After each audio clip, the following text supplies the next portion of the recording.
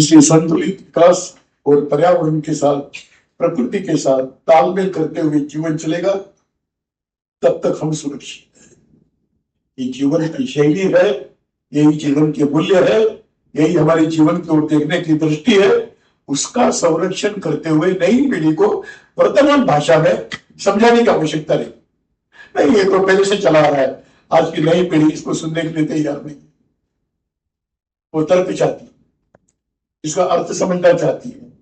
और इसलिए मैंने जो कहा कि नई पीढ़ी को क्या देना है, तो नई पीढ़ी को वर्तमान पीढ़ी ने सारी बातों को तर्क के आधार पर समझाने का काम करना है, तभी ये बातें सुरक्षित रहेंगी। हमको भी किसी ने समझाया है, इसलिए हम उसका पालन करते हैं। शिक्षा ये मनुष्य को मनुष्य निर्माण करने वाली होनी चाहिए।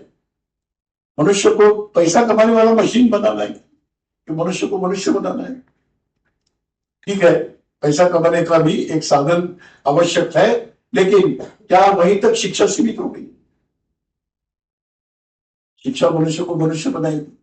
जो हम स्वामी जी का बार बार उल्लेख करते भी आए हैं कि education is the manifestation of the perfection which already exist in the man.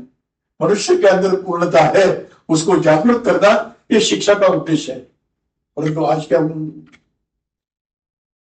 आज मशीन कमाने का, पैसा कमाने का मशीन, डॉक्टर बनते हैं, इंजीनियर बनते हैं, वकील बनते हैं, मनुष्य बनते हैं कि नहीं बनते?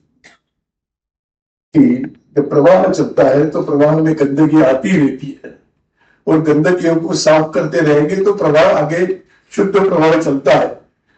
पूरे मानव जीवन का प्रवाह प्रदूषित होता रहेगा, उसका प्रदूषण दूर करते हुए कुछ शुद्ध करने का काम किसी न किसी को करना है।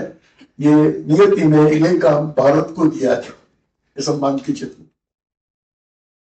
और जब हम इनके शौर्य को देखते हैं तो शौर्य का उपयोग दूसरों को पीड़ित करने के लिए किया है, सुखी करने के लिए नहीं।